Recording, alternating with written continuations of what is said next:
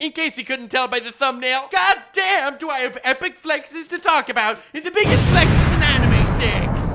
On my last biggest flexes in anime, which was episode 5, by the way, I said if you managed to pass 70,000 likes, I would upload part 6 within a week. Hello, it's within a week. Here is part 6. I can't believe you madman actually freaking got it. It's unbelievable to me. Honestly, I don't know how it's possible. The biggest flexes have way more likes than any other videos, so we're keeping up the hype. 75,000 likes. And biggest flexes in anime 7 will be out within a week. If you can't tell, I'm hyped because I freaking love this series. So like and subscribe. Let's just jump right into it. And the first flex I wanted to talk about was from our good lad, Kakashi Sensei from Naruto. And this man does a lot of flexing. I mean, throughout the series, he pretty much doesn't stop. It's crazy because people surpass him in power, but then he's somehow still there with the power of plot holes to flex on them once again. It's very awesome, in my personal opinion. I mean, the dude fought Naruto, Sasuke, and Sakura right in the beginning, giving them the bell test, which was essentially the flex test. It's where he could flex on them as hard as possible. Did the dude really need to read a book, let alone porn, while he was fighting them? Hell nah. The dude couldn't even concentrate, I reckon. But he don't care, because if the kids can't even beat him while he's reading porn, then they stand no chance in the real world. And you know I'm serious, because I said the world, not the world. Fun fact, I was at a convention and we did a Q&A, and someone in the audience asked how to get a more charismatic voice for YouTube. And the answer is, because my voice is personally cringy, I don't know about you guys, but that's how I feel when I listen to myself. And in the job, you listen to yourself way too much. As long as you can make a good Dio impression, you are good. That is what I told the lad, and I freaking inspired myself. So my Dio impression is not great, but unfortunately you will be hearing it a lot. So as I've mentioned, Kakashi is an ultimate flexer. Early Naruto reading porn while fighting the kids, that's a big flex. When the water ninja guys attacked him and they shredded him, so he had to wait for Naruto and Sasuke to get their butts in order and fight those mist ninjas before he would pop out, because of course he used a substitution jutsu, which I still think is like the most overpowered jutsu in all of Naruto, and it's like a space-time level power that no one talks about. Then this lad beats them instantly just to flex on everyone. How no, he was not actually dead, and he proceeds to flex on more and more people as the series progresses. He is never the top tier in the world, but despite that, his flexing is dynamic. There is no flexing bigger, though, in my personal opinion, than early Shippuden, and this little bit of Naruto, for some reason, never gets talked about, despite the fact that it's amazing. When Naruto comes back to the Leaf Village after training with Jiraiya for 3 years, where he learns, let's be honest, legit nothing. No offense, Jiraiya, I still love you. He and Sakura do the bell test again. Oh, like when they were little kids. And before they sucked. Now, though, they're like on a whole nother level. Sakura and Naruto were both respectively trained by an individual member of the Sannin one-on-one for 3 freaking years. There is no way Kaka-sensei will actually manage to defeat them. But flex on them, he did. He would have won, if not for extenuating circumstances. And for 3 days, this mad lad was just flexing on everyone. You thought you may have come close to reaching the level of Kaka-sensei, and then this guy's like, oh, by the way, I can also use Mangekyo Sharingan Kamui Shiz, which is one of the most broken powers ever, but I can do it now. This guy used the Water Dragon Jutsu in like 1 split second of hand signs, and that scene still freaking terrifies me. People dunk on Kakashi way too much. This man has some of the best flexes in the game, and if you can flex without even being the top tier in your verse, now that garners respect. Next flex, Kurotsuchi from Bleach. Now this guy does a lot of flexing. He makes sure that everyone knows that he is a man of science and his science will destroy your face. I mean, he actually has the audacity to call himself a mad lad when his Zanpakuto is just a big caterpillar baby with swords coming out of its butt. And I make fun of his Bankai because he's legit better without it. I mean, not from a power scaling perspective, but this one individual flex I wanted to talk about specifically was when he was fighting Xylopogrons. And I've been saving this one for this very moment for a very long time because this is my hands down favorite flex in Bleach. Now, even when I was a kid, I always said that I liked Kurotsuchi, and everyone was like, Nux, why the hell would you like this guy? He is a sociopath incarnate, but he's also a psychopath as well somehow. This dude has no regard for anything human. He's just completely insane. And I was like, I don't know, maybe I shouldn't like him actually, but hell no, I'm putting my foot down. If you see a complete nutcase psychopath sociopath character, you can guarantee yourself herself, I will love that bastard, and I love Mayuri Kurotsuchi. I love the fact that his second-in-command, Nemu, whenever she gets injured and close to death, he set it up. He goddamn bioengineered her that he can revive her by having sex with her. Yes, he could have done so many things to revive her, but no, of course the antidote serum is just secretly stored in his penis or something. I don't know. I never got that deep into the Bleach lore, but I bet that's how it works, god damn it. And for that, this guy gets mad lad points up the wazoo. When he's fighting Szayelaporro Grants, after Szayelaporro was flexing on Renji and Uryu, as I've mentioned in my previous flex video, wait a second. It's almost like I included Szayelaporro Grants in my previous flex video just so I can lead up to Kurotsuchi here or something. Nah, I'm not that much of an evil mastermind. Or am I? Spoilers, I freaking am. Kurotsuchi fights this guy, and this guy, as I've mentioned, just flexing constantly. And in my personal opinion, some of the best flexes of all time are flexing on people that were flexing a moment before. I don't know, I get so much enjoyment where Galand is flexing on how demons are stronger than humans and whatever, and then Escanor slaps him in a second and a half. That is a master flex. And after Szayelaporro goes to such a big extent to flex on Uryu and Renji, how he is the superior being, the ultimate life form, the perfect creature who has a vital organ fetish, Kurotsuchi says to him, bruh. Well, he doesn't say it, he just administers the bruh. And after Szayelaporro says that he is not only the perfect being, but he is perfection itself, it takes off my boy Kurotsuchi. Kurotsuchi flexes on him hard. So of course, you have to realize that Kurotsuchi is the only captain that annihilated a member of the Espada without using his Bankai, aside from Kenpachi. Kenpachi's his own story, and I talked about him in a previous flex video as well. But Kurotsuchi stabbed him with some sort of poison that he came up with that makes him experience time at like 1/millionth of its normal duration. That completely halts his actions because he's moving at like 1/millionth of the speed, and realization hits him 1,000,000 times slower. I don't know, it's some really OP broken drug shiz, but I don't care because it was beautiful. And after he gets it administered to him by Kurotsuchi, Kurotsuchi painstakingly gives him a whole speech about perfection. You are not clearly perfect. In fact, that is a good thing. Perfection can never be attained because as a man of science, once there is perfection, there is nothing past that. So perfection would be sad even though it is not actually attainable. So as he's preaching his own morals about how perfection is garbage because we should always be striving to reach a closer level to perfection, he also is stabbing Szayelaporro Grants through his hand, which he very slowly picked up, and through his heart. And then he finishes off his speech about how perfection is non-existent, not tangible, and we're always growing further, and even if perfection existed, it would be sad, by saying, now experience your own death over the next 1,000,000 years. I may be exaggerating slightly, but you freaking get it. This guy's experiencing himself dying 1,000,000 times the speed in agony for 1,000,000 years within his own mind, experiencing 1,000,000 times the absolute flex that was going on screen. I still think this is one of the best scenes in all of Bleach. I'm not good at making the Kurotsuchi voice, but I don't care because I love doing it. This cemented Kurotsuchi as one of the biggest mad lads in the series. Not even close to Kisuke Urahara, he's easily the best character, but that's not the point either. Hope you enjoyed the second flex of biggest flexes in Anime 6. Next flex. One Piece. Mostly I want to talk about it so I can say, oh my god, I talked about all the big three in one episode. But also I wanted to talk about because you remember that during the tournament arc in Dressrosa, which was by the way an underratedly amazing arc if you read the manga, it's not nearly as slow as the anime. Bartolomeo, who's one of my favorite Yonko in the entire series, after his round in the tournament, well, at least he thought it was over, he just proceeds to piss off the arena. Not piss off as in the metaphorical annoying. No.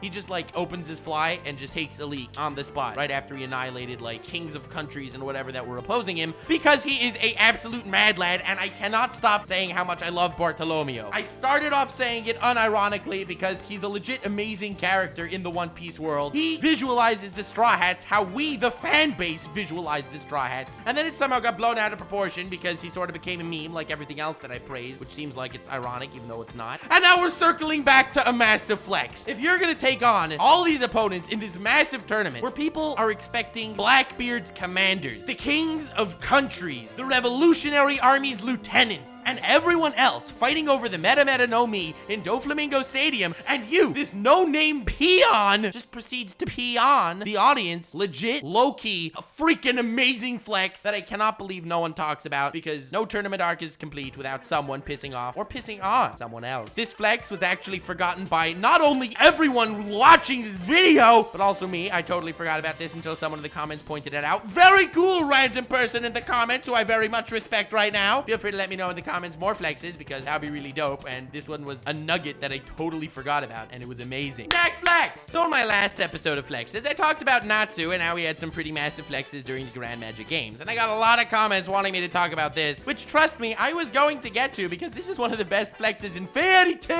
And it's Urza in the Grand Magic Games taking on 100 monsters. For those of you who don't know, the Grand Magic Games is basically synonymous with the Grand Magic Flexes because that's literally what this entire arc is, and I can't get over how much I love it. People want to say it's trash and I shouldn't like it, but those people are just trying to remove happiness from the world, and I do not respect that. One of the rounds in the Grand Magic Games, where of course every single guild competing has to send one of their members to take place in different challenges and whatever, and this one was where there's this massive dungeon floating in the air, and in that dungeon there are 100 monsters, or at least as many monsters as they would enter into that dungeon. And everyone gets to take turns to decide, well, I would like to fight 12 monsters because all these monsters are really powerful. And after defeating the 12 monsters or whatever, you get a certain amount of points based on the amount of monsters you defeated. So Urza was lucky enough to pick first how many monsters she wanted to fight. And even though she would win the tournament by just saying 51, which is an extraordinarily high number, and no one ever picks that because I think the example they gave was like, if you want to fight 4 monsters, then you can say 4. And Urza's like, all right, I'll fight all 100 monsters. And they're like, that's a little bit unnecessary. You could just fight 51 and you claim your place as top spot anyway. But I don't advise it because it's dangerous. And Urza's like, nah, fam, I'll fight all 100. And they're like, no, we didn't really understand what you said. Did you say all 100 or did you mean like 10 or something? I'm playing this up here because this isn't the exact dialogue in Fairy Tail, but that's what I would have done because this flex was monumental. Urza goes in there and uses a bazillion armors to fight 100 goddamn monsters, where each of them is legit a challenge in its own right. This scene was amazing. This is the scene that made the stands start cheering for Fairy Tail, actually, instead of dissing them the entire time. The Grand Magic Games is so amazing because it made Fairy Tail the underdog guild because there was a time skip that took place and the Fairy Tail guild was like in disarray until this point. Everyone was clowning on them and Fairy Tail came back with such a beautiful bang. It was glorious. And then right after that, and this is the bonus scene that I wanted to talk about from this very beautiful moment in Fairy Tail, was there are no monsters left for the rest of the guild. So we understand Fairy Tail gets first place, but what about the other 7 guilds competing? Well, to that, they were like, oh, we have this really cool lacrima thingo, which if you zap it with magic, it can tell you how high your magic power is, and we will then rank the rest of you in just who has the highest magic power. We're doing that because Urza killed all our monsters. That wasn't supposed to happen. Very awkward, Urza. Very awkward. So by the fact that they had to pull this whole new challenge out of their asses last minute, well, that is goddamn beautiful. Urza wrecked the entire proceedings of the tournament at this point, which makes Urza's flex amazing. But what makes the next flex amazing is that in this thingo where everyone has to zap the lacrima with magic power to see who has the most, if you've remembered in my previous video, I mentioned that 2 squads from Fairy Tail actually entered the top 8 because even though you're supposed to put your 5 strongest in one team, Fairy Tail was like, hell nah, fam, we're making 2 teams, and they both got in, which is hella awesome. And you know, they go through all the different wizards in the different guilds, everyone's shooting magic powers at it, and like some are like, ooh, 40, ooh, 100, that guy's strong. What? 150? That's insane. Ranking different magic powers of the different members in the different guilds, and then from Sabertooth, the God Slayer shows up, and this guy's a beast. He's absent, he gets like 2,000 or something, I don't know, something crazy like that, and he's like flexing on everyone because he got 2,000 and the one below him only got like 300. And then Jura comes on stage. Jura, for those of you who don't know, is one of the 10 strongest wizards, at least that's how he's classified in the entire country. And Jura blasts it and gets like 8,500, completely knocking God Slayer dude out of the water. Jura is flexing on everyone hard. He has like 200 times the guy 2 places below him, magic power-wise, and he is very happy with himself, as he shouldn't be, because next in Fairy Tail we have Kana. Kana is a decent wizard, but nothing special at all. I mean, she uses like card magic and throws cards and they blow up and whatever. But only one cool thing she did was this spell Fairy Glitter, which is this ridiculously overpowered broken spell that the ghost of the first guild master gave to her at one special time of need that we didn't ever think would be rearing its ugly head once again. And well, Mavis, that guild master, was like, well, this can only be used in really important scenarios. We can't just recklessly use this spell because it's way too broken and stuff. And believe it or not, the ghost of the guild master comes to the guild and is like, I can make an exception so you can flex on everyone! Mavis, I goddamn love you. Kana uses Fairy Glitter, breaks the goddamn lacrima, which means it superseded the score of 9,999, and flexes on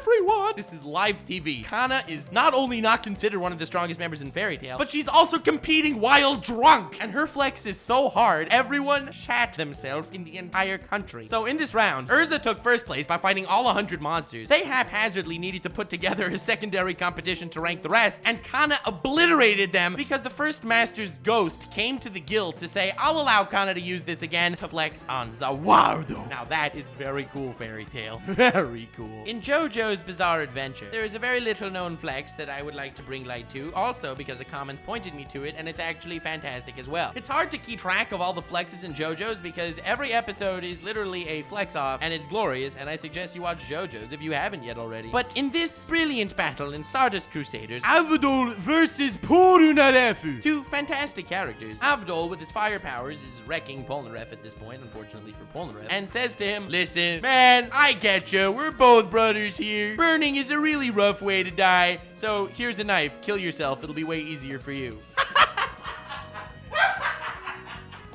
Mad respect, fam. That was amazing. I mean, we've had times before in anime or even in real life where people say, here, take this knife, kill yourself because it is a more honorable way to die than if I were to kill you. And I respect that entirely. But to give someone a knife, tell them to kill themselves because my attack will hurt you way more than you could ever do to yourself. And not only that, because Abdul's like, I don't know, I could use any attack I want, but even my weakest attack is just too painful for you, fam. I care about you so much. I'm such a compassionate man. Here, kill yourself.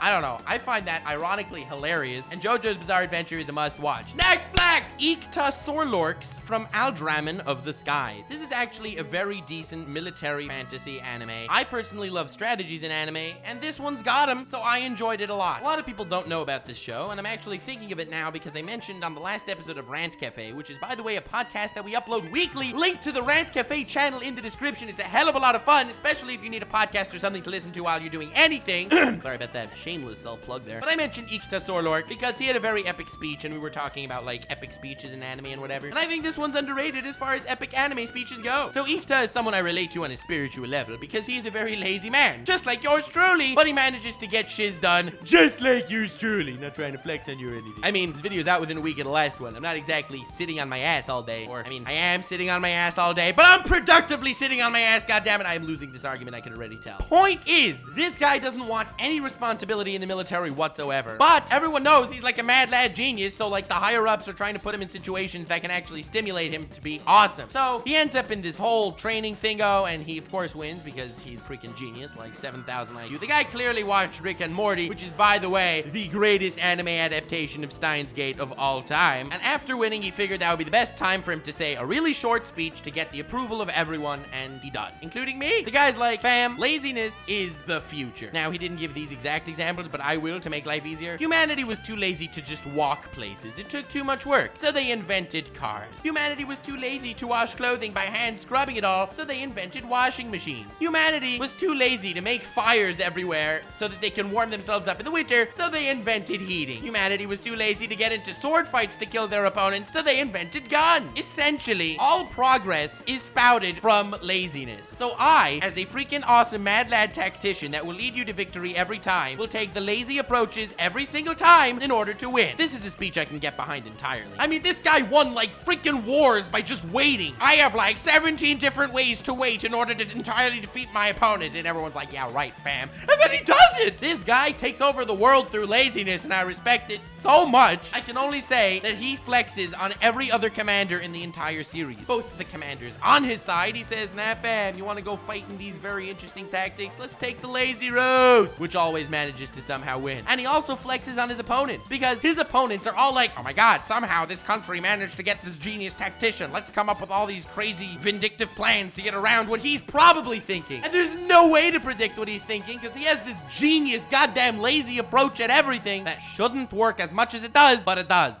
Sorlork, props to you. Thanks for flexing on everyone. Hashtag laziness forever. Next flex. Guts from Berserk. Now, this man contains all of my favorite flexes ever because because flexing on an opponent, that's fine. Flexing on an ally, some degrees that's funnier. But flexing on Destiny itself is next level flexes, and that is Guts' entire narrative in Berserk. I mostly bring this up to say, please read Berserk. It is an experience you will never forget, potentially because it will scar you for life, but forget about that. It's amazing. Don't read Berserk if you are like weak-willed and whatever, and Gorsh is, it bothers you, because if it bothers you, then yeah, Berserk's not exactly for you, but you can get past that. God tier. My favorite manga of all time, boys. Now, Guts from Berserk is not exactly what most people would call a happy man. This guy's entire narrative is just sorrow after sorrow, and every time he seems to find happiness, it just leads to more tragedy. Now, where the manga's at right now, we're at a pretty solid place for him, and we were at this place for a while because Miura's been on vacation for like ever, and please come back, Miura. We love you. We're at such a good moment where you decided to stop. Why? Well, now that cry for help will probably be answered, I can move on with Lex's. This guy has been branded, and I don't think it's a spoiler to anyone to know that this thing has a lot of demons in there. Now, you may not notice that from the first arc, the Golden Age arc in Berserk. Seems like kind of natural, wars and humans and shiz, but there's demons, boys! And poor Guts gets branded as a sacrifice. Now, this ethereal sacrifice that he's branded as is for the God Hand, and this brand sealed his fate. He is fated to be a sacrifice. So, it's not just one of these, oh, demons are hunting him down or whatever. No, fate itself is running after Guts, and time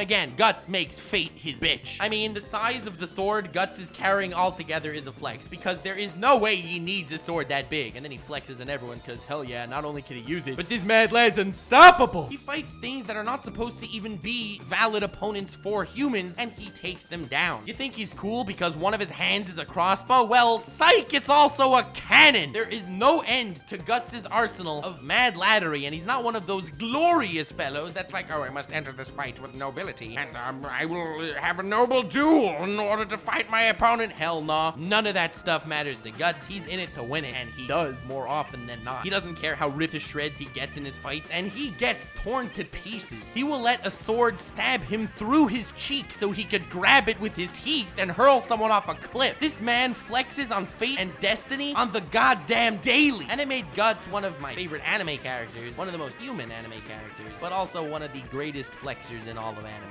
Like that fact that Guts walks in our own world, and everyone around him perceives him as just some wandering badass. He is living in his own paranormal world the entire time. The events that takes place around him are not natural at all, and to anyone else in his shoes, they would only be able to see the future as an abyss to fall into. But Guts, in his really creepy way, smiles at it and scares the hell out of hell.